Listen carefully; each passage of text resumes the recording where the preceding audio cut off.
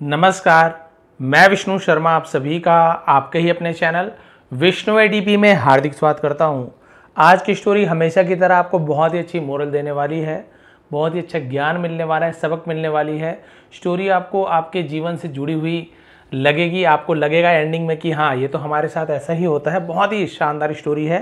Detail में translation इसका हम सीखने वाले हैं, करने वाले हैं। वोकैबुलरीज जिसके सही प्रोनाउंसिएशन उच्चारण के साथ उसका मीनिंग जानेंगे और भी बहुत सारी चीज़ें इसमें ग्रामेटिकल पोर्शन जो भी है वो सब कवर करते हुए स्टोरी ट्रांसलेशन सीखते हैं। चलिए स्टार्ट करते हैं आज की स्टोरी, जिसका टाइटल है, शीर्षक है the story of the burning house. Burning house यानी होता है जलता हुआ घर की एक कहानी है। अ लेसन ऑन अटैचमेंट, एक सबक ऑन अटैचमेंट। अटैचमेंट यानी क्या होता है? लगाव, किसी के प्रति लगाव को अटैचमेंट कहते हैं। तो जलते हुए घर की कहानी लगाव का एक सबक है। अब ये बर्निंग यूज हुआ है, तो ये जब हम नाउन को जब हम वर्ब को नाउन जब बनाते हैं तो वहाँ पे आईएनजी लगाकर वर्ब को भी नाउन बनाया जाता है। ये उसका एक रूल होता है, आईएनजी लगाकर नाउन बन जाता है। तो यहाँ पे नाउन के रूप में यूज़ किया गया, वर्ब के रूप में यूज़ नहीं किया गया है। चलिए स्टार्ट करते हैं। पसंद आए तो प्लीज़ आप लोग लाइक करेंगे। A businessman had just return from a foreign trip. A businessman, एक व्यापारी, हैड रिटर्न, तो हैड के बाद रिटर्न का थर्ड फॉर्म, रिटर्न का सेकंड फॉर्म भी रिटर्न होता है, थर्ड फॉर्म भी रिटर्न होता है। तो हैड के साथ यदि वर्ब का थर्ड फॉर्म हो तो पास्ट परफेक्ट है, दिया था, लिया था, चुका था, चुकी थी। जस्ट यानी होता है ठीक अभी, तो जस्ट का यूज किया जाता है। ठीक है, तो एक व्यापारी ठीक लौटा ही था, लौटा था। फ्रॉम यानी होता है से, अ फॉरेन ट्रिप जिसे हम बोलते हैं विदेश यात्रा। तो एक व्यापारी विदेश यात्रा से लौटा ही था। The day he came back to his city, the day यानी जिस दिन, ही केम बैक वह वापस आया, तो कम का सेकेंड फॉर्म केम हो जाता है। कम, केम, कम, तो पास्ट सिंपल टेंस है, सब्जेक्ट के बाद वर्ब का सेकेंड फॉर्म, कोई हेल्पिंग वर्ब नहीं, he is, he was, he has, कुछ भी नहीं, सीधा सब्जेक्ट के बाद वर्ब का सेकेंड फॉर्म। तो पास्ट सिंपल टेंस होता है, दिया, लिया, गया।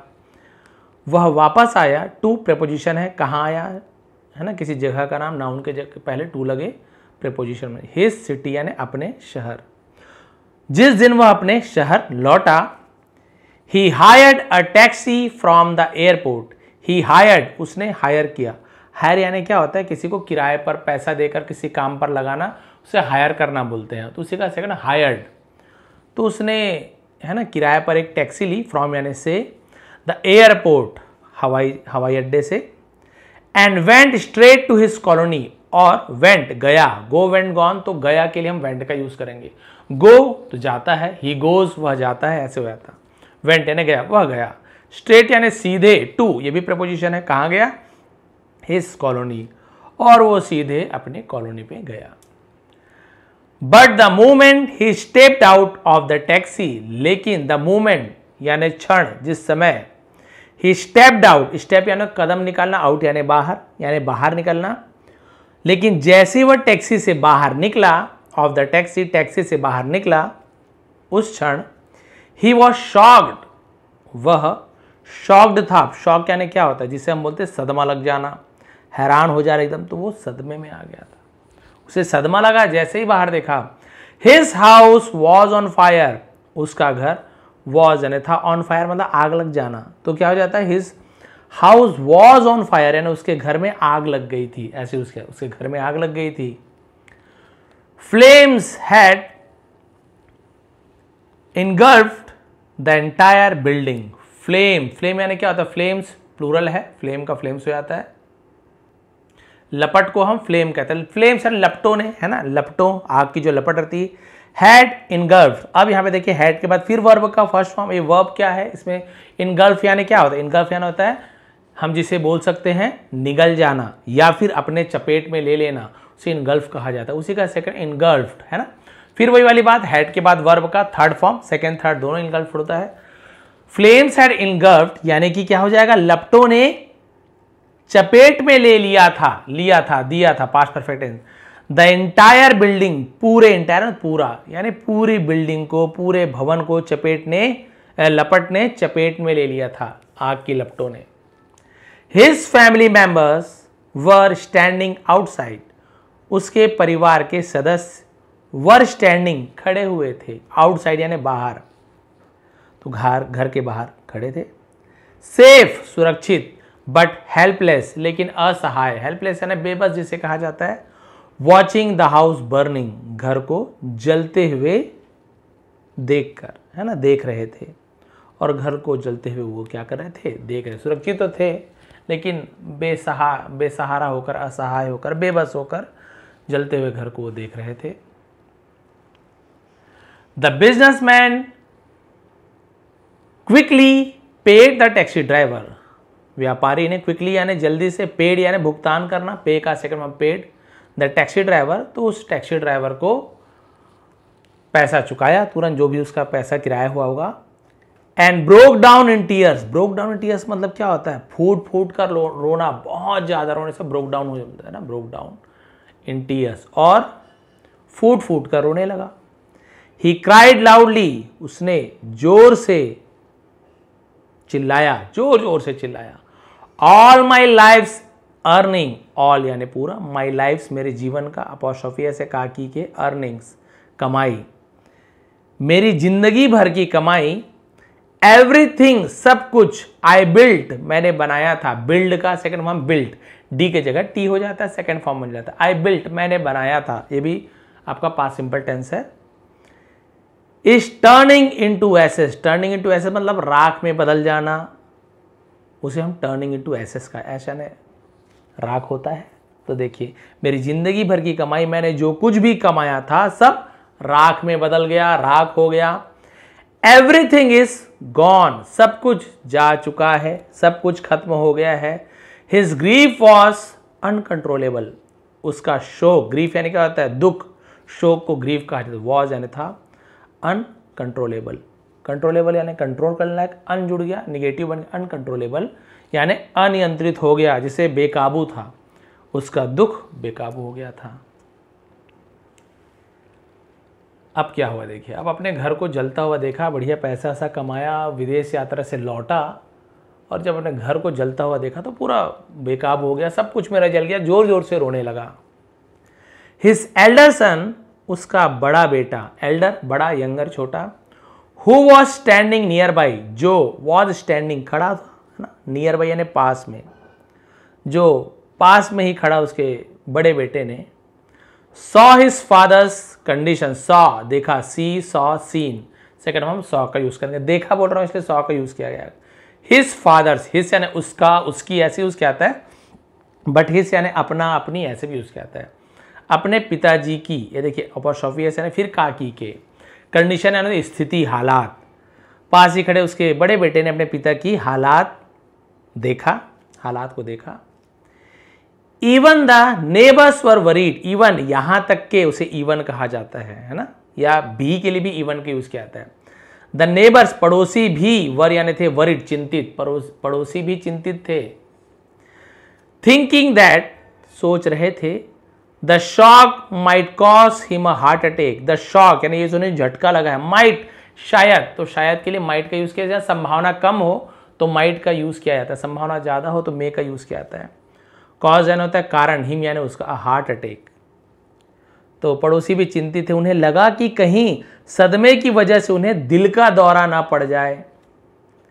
The son quickly ran to his father and said, बेटा क्विकली जल्दी से, रैन भागा, दौड़ा, रन का सेकंड फॉर्म रैन होता है, टू प्रीपोजिशन है, किसके पास भागा, हिज फादर अपने पिताजी की ओर दौड़ा, भागा। एंड सेड और कहा, पापा पिताजी, I need to tell you something, I need है ना, मैं तो आपको कुछ कहना चाहता हूं, मुझे आपको कुछ बताने की जरूरत है, तो ऐसे यूज किया जाता है, पिताजी मैं आपको कुछ बताना चाहता हूं। इन फ्रस्ट्रेशन, फ्रस्ट्रेशन यानी क्या होता है, जिसे हम बोलते हैं हताश होकर, है ना, हताशा में, निराश होकर। द फादर रिप्लाइड, पिताजी ने जवाब दिया। What is there to talk about at such a time, what is there ये इंट्रोडक्टिव वर्ड है, टू टॉक अबाउट यानी बात करने के लिए, है ना, एट सच अ टाइम यानी ऐसे समय में, तो बोला ऐसे समय में बात करने के लिए, है ना, क्या बचा है, क्या बात है ऐसे समय में बात करने के लिए। Call the fire brigade, call यानी बुलाओ, the fire brigade, fire brigade बुलाओ, इमीडिएटली तुरंत फायर ब्रिगेड के बुलाओ, उसके पिताजी बोल रहे हैं। द सन कामली सेड, लड़के ने कामली यानी शांति से, शांत होगा तो यहाँ पे एल साइलेंट है, कालमली नहीं बोलेंगे, कामली, सेड कहा, शांति से कहा, वी ऑलरेडी कॉल दैम, हमने पहले से ही उन्हें बुला लिया था, पहले से बुला दिया है, they are on the way, way रास्ते पर है, ऑन द वे यानी रास्ते पर होना, मार्ग पर होना, वे रास्ते पर हैं, but please listen to me for a moment, लेकिन कृपया, लिसन यानी सुनो, यहां पर भी टी साइलेंट है, to me, listen to me यानी मुझे सुनो, फॉर अ मोमेंट यानी कुछ क्षण के लिए, कुछ देर, लेकिन कृपया एक पल के लिए मेरी बात सुनिए, उसका बेटा बोला थोड़ी देर मेरी बात सुनिए। While you are abroad, abroad यानी क्या होता है, अब्रॉड, अब्रॉड यानी होता है विदेश, जिस दौरान आप विदेश में थे, तो वाइल यानी के दौरान, जब, ऐसे यूज किया जाता है, तो जब विदेश में थे, वी फाइनलाइज्ड, फाइनलाइज यानी होता है जिसे हम बोलते हैं तय, तय कर देना, फाइनल कर देना, अंतिम रूप दे देना, अ डील एक सौदा, टू सेल दिस हाउस, ये देखिए जब आप विदेश में थे तब हमने इस घर को बेचने का सौदा तय कर दिया था, we got a very good price for it, है ना, हमें इसकी बहुत अच्छी कीमत मिली है, तो प्राप्त हुआ है, मिली है, तो गॉट का यूज किया जाता है, गेट यानी प्राप्त करना, किसी चीज को प्राप्त करना, उसका सेकंड हम गॉट, गेट मिलना, गॉट मिला, तो हमें इसकी बहुत अच्छी कीमत मिली है, you will actually be happy, आपको वास्तव में खुश होंगे, ये देखिए वास्तव में आप खुश होंगे, when you here about the deal, जब आप डील के बारे में सुनेंगे, हियर यानी सुनना, विल, व्हेन यानी जब, जब आप इस डील के बारे में, सौदे के बारे में, अबाउट यानी के बारे में, तो जब आप इस सौदे के बारे में सुनेंगे ना आप बहुत खुश होंगे, है ना, वास्तव में आप खुश होंगे, उसका बड़ा बेटा बोल रहा है, बढ़िया कीमत में, बढ़िया कीमत इसकी मिली है। हियरिंग दिस, यह सुनकर, the father suddenly stopped crying, पिता का रोना अचानक बंद हो गया, जो एकदम दहाड़ मार कर रो रहे थे, मेरी कमाई, मेरा घर, मेरा ये वो, एकदम से चुप हो गए। सरप्राइज्ड, हैरान, ही आस्क्ड, उसने पूछा, यू मीन, तुम्हारा मतलब है, यू सोल्ड द हाउस, तुमने घर को बेच दिया, सेल का सोल्ड हो जाता है, इसका मतलब तुमने घर को बेच दिया। द सन नोडेड, नोडेड यानी हामी में सिर हिलाना, हाँ बोल के जब सिर हिलाते हैं ना ऊपर से नीचे सिर को, उसे नोडेड बोलते हैं, हाँ बोलना, सहमति देना। तो बेटे ने सिर हिलाकर कहा, यस पापा, हाँ पिताजी, हमने तो घर बेच दिया है। इंस्टेंटली, जिसे हम बोलते तुरंत, the man's tears dried up, man's ये भी अपॉस्ट्रोफी ऐसे काकी के, आदमी के आंसू, ड्राइड अप यानी सूख गए, फौरन, तुरंत आदमी के आंसू सूख गए, हिज माइंड काम, उसका मन शांत हो गया। बताइए, एक खबर सुनते ही उसका मन शांत हो गया। ही थॉट टू हिमसेल्फ, उसने मन में सोचा, उसे हम थॉट टू हिमसेल्फ कहा जाता है, खुद ही सोचना। वेल, अच्छा, then this house is no longer mine, अच्छा तब ये घर मेरा नहीं रहा, नो लॉन्गर यानी अब और नहीं रहना, तो नो लॉन्गर का यूज किया जाता है, तो ये घर अब मेरा नहीं रहा। इफ इट बर्न्स डाउन, यदि ये जल गया, the buyer will have to worry, will have to करना पड़ेगा, करना होगा, खाना पड़ेगा, दौड़ना पड़ेगा, कुछ करना पड़ेगा, हम विल हैव टू का यूज करते हैं। जैसे you will have to learn English, तुम्हें इंग्लिश सीखना पड़ेगा, है ना। I will have to drive the car, मुझे कार चलाना पड़ेगा। She will have to sing, उसे गाना पड़ेगा। तो विल हैव टू के बाद वर्ब का फर्स्ट फॉर्म लगाते हैं, लेकिन मतलब क्या होता है, कुछ करना पड़ेगा। तो देखिए, the buyer will have to worry, अच्छा घर या बोल रहा है कि अगर ये घर जल गया तो खरीदार को चिंता करना पड़ेगा, नॉट मी, मुझे नहीं, ये देखिए, है ना, मुझे चिंता नहीं करना पड़ेगा। I have nothing to lose now, lose इसे और कुछ नहीं पढ़ना है, लूज यानी होता है खोना, है ना। आई हैव नथिंग, मेरे पास कुछ भी नहीं है, तो हैव पोजीशन बताता है, यदि वर्ब का थर्ड फॉर्म ना हो तो। टू लूज नाउ, अब मेरे पास खोने के लिए कुछ भी नहीं है, ये देखिए, माइन, मी यानी भी होता है मुझे, मेरा, माइन यानी मेरा, बट ये पोजीशन बताता है मेरा, है ना, माइन का यूज किया जाता है। ये देखिए, अब वो बोल रहा है तो भाई ये घर तो जल के राख हो गया, तो मुझे नहीं, खरीदार को चिंता करना पड़ेगा, अब मेरे पास खोने के लिए कुछ भी नहीं बचा है। The people in the colony were amazed, amazed यानी एकदम हैरान हो जाना, कॉलोनी के लोग हैरान थे। जस्ट अ मोमेंट यानी कुछ देर पहले ही, एगो यानी होता है पहले, कुछ देर पहले ही, दिस मैन वॉज वीपिंग इनकंसोलेबली, है ना। अब यहां पे देखिए, दिस मैन वॉज वीपिंग, ये आदमी रो रहा था, वीप यानी रोना होता है, तो पास्ट कंटिन्यूअस है, वॉज के बाद आईएनजी फॉर्म है तो रहा था, रही थी, ठीक है, तो वीप यानी रोना होता है। इनकंसोलेबली, इनकंसोलेबली इसका मतलब होता है गमगीन रूप से, बहुत ज्यादा दुखी से, उसे इनकंसोलेबली कहा जाता है। ये भी लिख लीजिए, मैं बोलते हूँ कॉपी पेन हमेशा, क्योंकि अभी तो आपको समझ आएगा, सर ने पढ़ा है इनकंसोलेबली का मतलब गमगीन होना। थोड़ी देर बाद आप बोलेंगे ये क्या लिखा, क्या है, वही समझ में नहीं आ रहा है, इसलिए तो उच्चारण समझ नहीं आए तो आप लोग लिख लिया करें अपने भाषा में, उर्दू आता है, हिंदी आता है, बंगाली आता है, उसमें लिख लिया करें, और उसके बाद फिर आप इसका मीनिंग भी लिख लिया करें। गमगीन रूप से, बहुत दुखी रूप से रो रहे थे। एंड नाउ, और अब, ही वॉज स्टैंडिंग क्वाइटली, वो चुपचाप खड़ा है, ये देखिए, और चुपचाप खड़ा था। ऑलमोस्ट एज इफ, है ना, एज इफ मानो, ऑलमोस्ट यानी लगभग ऐसे यूज किया जाता है। He was just a Spectator watching a fire in someone else house, ये देखिए, जानो मानो ये किसी और के घर को आग लगता हुआ देख रहा हो। स्पेक्टेटर का मतलब तो दर्शक, देखने वाला, उसे स्पेक्टेटर कहा जाता है, तो आप लोग इसे लिख लेंगे, है ना, तमाशाबीन जो कहते हैं। और ये क्या कर रहा है आप, ये तो समझ गए आप, लेकिन अब क्या हो रहा है, मानो किसी और के घर को आग लगते दर्शक की तरह देख रहा हो। हिज पेन हैड डिसअपियर्ड, उसका दर्द गायब हो चुका था, गायब हो चुका था, डिसअपियर यानी होता है गायब हो जाना, खत्म हो जाना, ये भी पास्ट परफेक्ट टेंस है। अब देखिए, उसका दर्द गायब हो गया था। सून आफ्टर, जिसका मतलब होता है कुछ ही देर बाद, जल्दी ही। His younger son came rushing from his office, उसका छोटा बेटा, पहले एल्डर बेटा, बड़े बेटे ने बताया पिताजी हमने तो अच्छी कीमत में मतलब सौदा कर दिया है, इसकी बढ़िया कीमत हमको मिलेगी, ये देखिए रेट वेट सब बता दिया। छोटा बेटा दौड़ता हुआ आया, came rushing from his office, rushing यानी तेजी से भागते हुए, जल्दी से ऑफिस से भागते हुए आया। ही ग्रीटेड हिज फादर, ग्रीट यानी किसी को अभिवादन करना, अपने पिताजी का अभिवादन किया, जो प्रणाम वगैरह बोलते हैं। एंड एंसेसली, एंसेसली क्या होता है, जिसे मतलब चिंतित होकर, फिक्र से, आस्क्ड पूछा, पापा यू केम बैक, पिताजी आप केम बैक यानी वापस आ गए।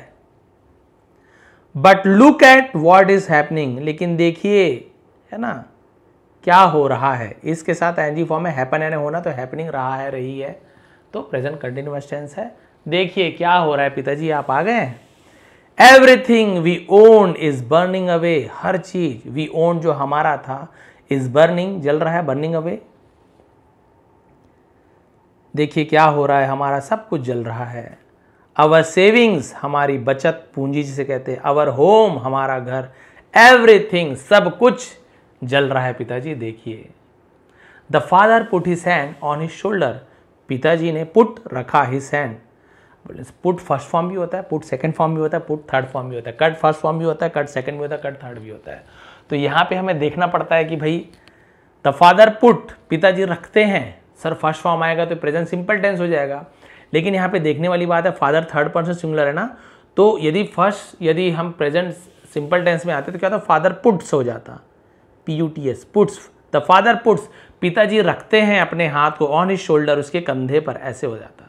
बट यहाँ पे पुट बस लिखा हुआ है, हालांकि फर्स्ट फॉर्म भी पुट होता है, सेकंड में पुट, थर्ड फॉर्म पुट, लेकिन थर्ड पर्सन सिंगुलर हो यदि प्रेजेंट सिंपल में तो ऐसे ES लगाया जाता है, या नेम हो, ही सी इट हो तो ऐसे ES लगाते हैं, क्लियर है। हाँ, बट आई होता तो सोचना पड़ता। आई पुट हिज हैंड, ये भी प्रेजेंट सिंपल टेंस है। आई पुट हिज हैंड, ये होता पास्ट सिंपल टेंस। तो हमें बस उस समय कंफ्यूजन होता रहे, सर अब कैसे पता करें, तो यही होता है। The father put his hand, पिताजी ने अपने हाथ को रखा उसके कंधे पर। एंड सेड जेंटली, और एकदम धीरे से कहा, जेंटली आना था, धीरे से कहा, सन बेटा, डोंट वरी, चिंता मत करो, यू शुड नो, तुम्हें जानना चाहिए, शुड यानी कुछ चीज करना चाहिए, तुम्हें पता होना चाहिए। वी ऑलरेडी, हमने पहले से ही, सोल्ड दिस हाउस, इस घर को बेच दिया, है ना, बेच दिया है, पहले ही पता होना चाहिए। It is no longer ours, अब ये घर हमारा नहीं है। Let the buyer worry, let करने दो, किसी को कुछ करने दो, पॉजिटिव वर्ड है लेट, है ना। लेट हिम डांस, उसे नाचने दो।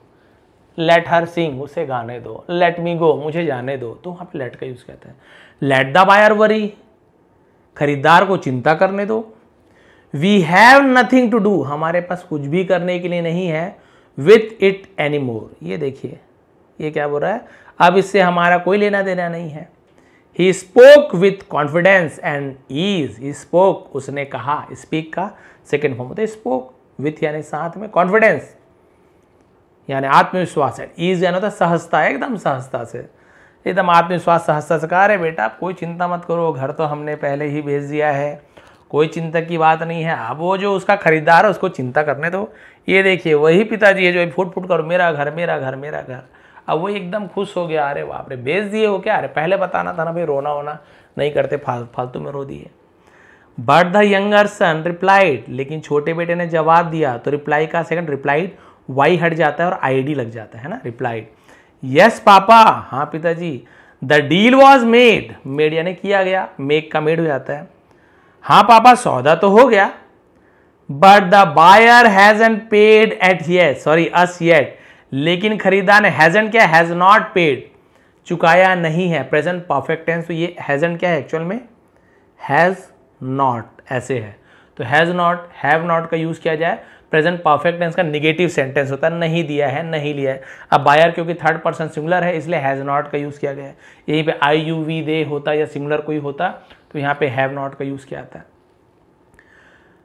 हैजंट पेड अस यानी हमें, येट यानी अभी तक। ये देखिए अब आ गया ना ट्विस्ट कहानी में, उसने कहा पिताजी हमने बेच तो दिए लेकिन खरीदार ने अभी तक हमें पैसे नहीं दिए हैं।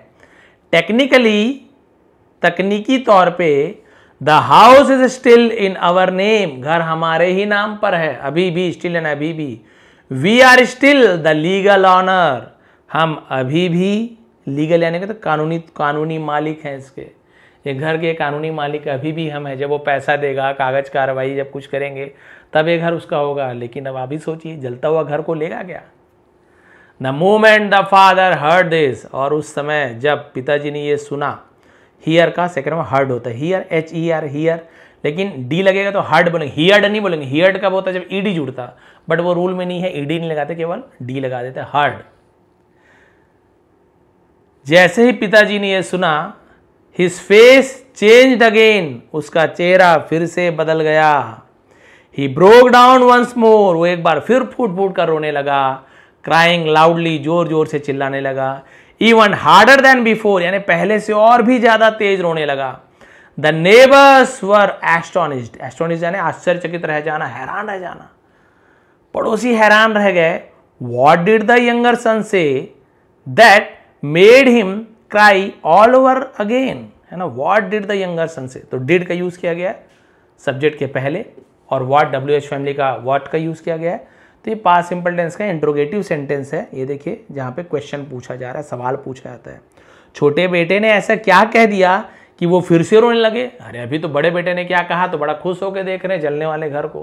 पागल वागल तो नहीं हो गया, लगता है सदमा पड़ गया होगा बेचारे को।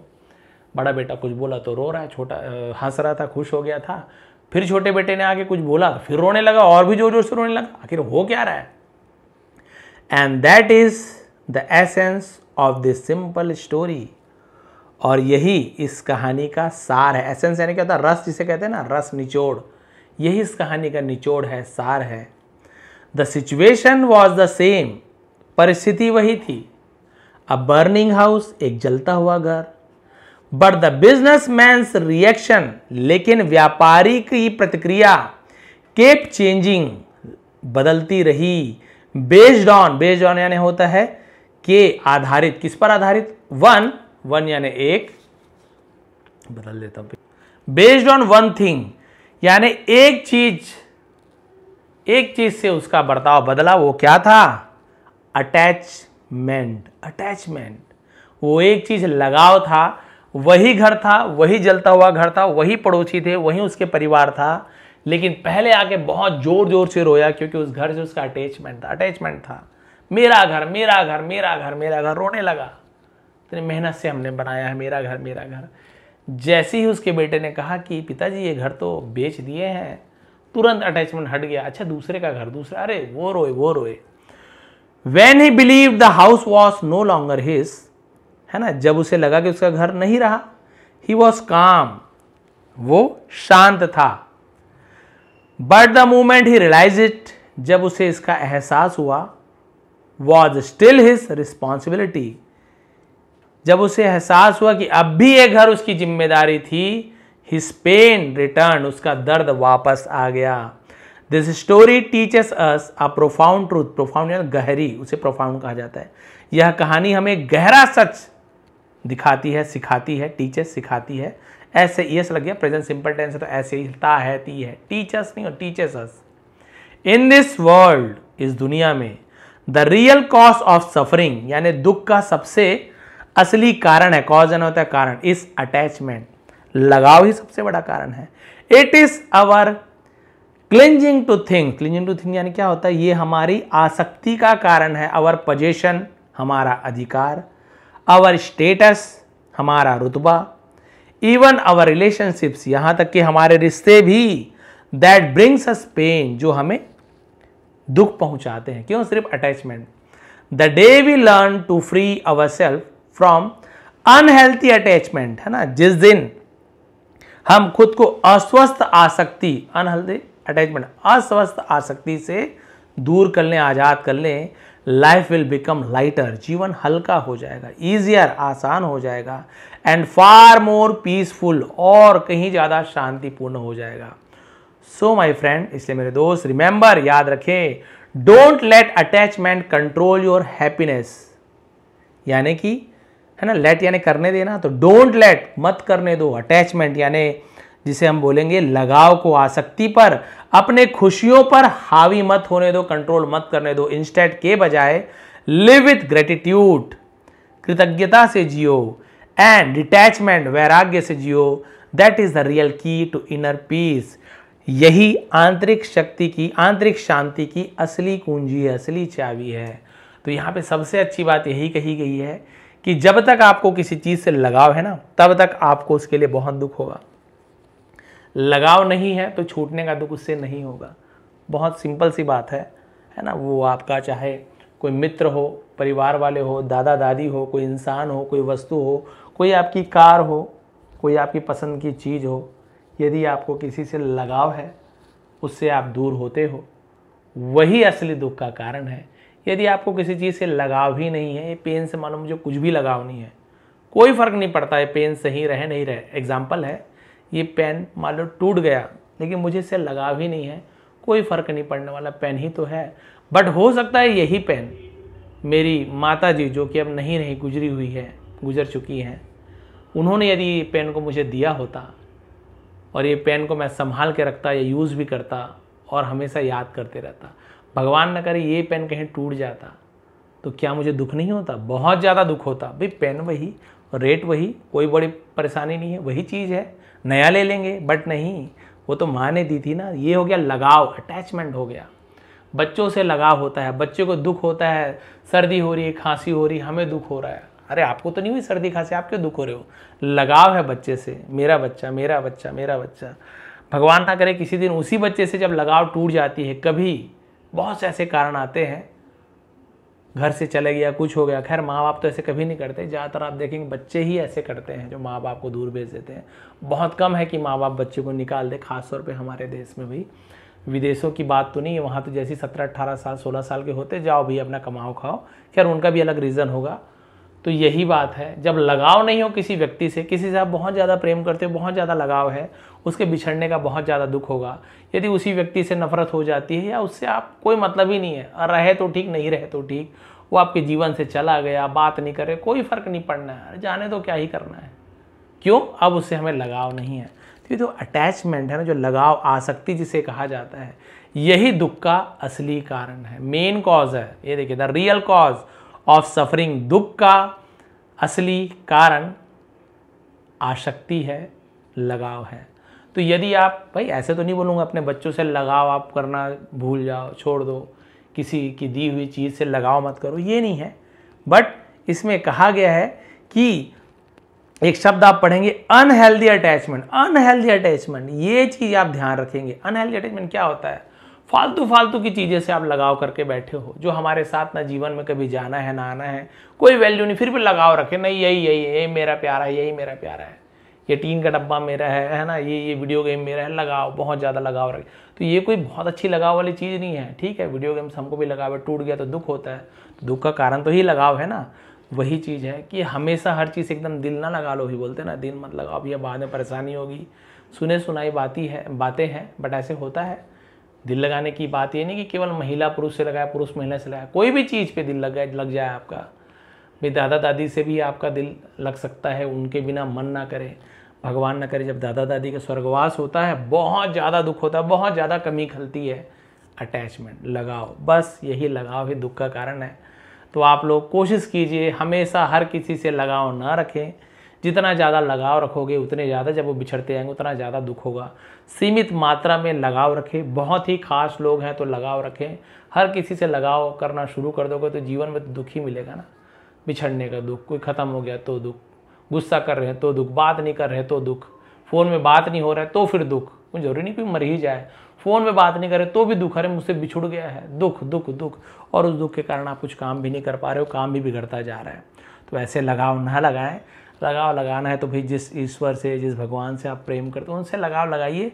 वो क्योंकि कभी बिछड़ने वाले नहीं हैं। ईश्वर आपको कभी छोड़ के नहीं जाने वाले हैं, अमर अविनाशी है। किसी भी भगवान को आप मानते हो, नहीं मानते तो भी उस शक्ति को तो मानते ही होंगे जो इस ब्रह्मांड को चला रहा है। तो उससे लगाव रखिए, वो आपको कभी छोड़ के नहीं जाएंगे। ज्ञान से लगाव रखिए, ज्ञान आपको कभी नहीं छोड़ के जाएगा। आप भले ज्ञान को छोड़ दो, लेकिन आपने जो सीखा है ना वो आपको कभी छोड़ के नहीं जाना। ज्ञान आपको नहीं छोड़ने वाला। ज्ञान से लगाव लगाइए, गुरु से लगाइए, है ना, आपके ईश्वर से लगाइए। तो गुरु के द्वारा दी हुई शिक्षा भी आपको कभी छोड़ के नहीं जाने वाली। मैं जो भी सिखा रहा हूँ कभी ना कभी आपको याद रहेगा, आपके मन में रहेगा कि हाँ सर ने सिखाया था, वो भी कभी छोड़ के नहीं है, जीवन पर्यंत।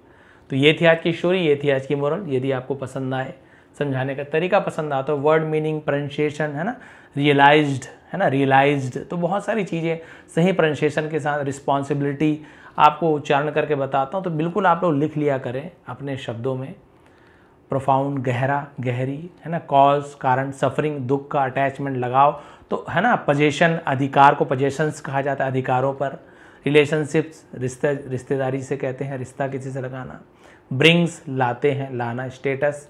तो ऐसी बहुत सारी चीज़ें हैं, रुतबा जिसे कहा जाता है।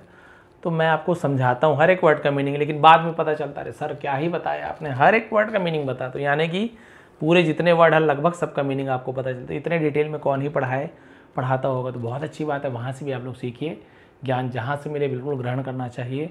आज की वीडियो पसंद आए तो लाइक करेंगे, कमेंट करेंगे। कल की वीडियो का PDF मैं दे दिया मैंने, स्टोरी के नीचे PDF मिल जाएगा। आज की स्टोरी के PDF उसके नीचे आपको मिल जाएगा। स्टोरी जैसे ही आप देख लेंगे फिर PDF उसके नीचे आप मिल जाएगा। PDF कहाँ से मिलेगा? वीडियो के अंदर डिस्क्रिप्शन है ना, वीडियो में जो उसके नीचे डिस्क्रिप्शन मिलेगा, वहाँ पे टेलीग्राम का लिंक है। जो नए हैं उनको बता रहा हूँ, टेलीग्राम को क्लिक करके ज्वाइन कर लीजिए, बिल्कुल फ्री है। वहाँ पे इसका PDF मिल जाएगा। ये पेन वगैरह का निशान नहीं रहेगा, एकदम क्लियर। आप लोग फिर से रीड करके देखिए आपको क्या क्या समझ आ रहा है, क्या क्या नहीं आ रहा है।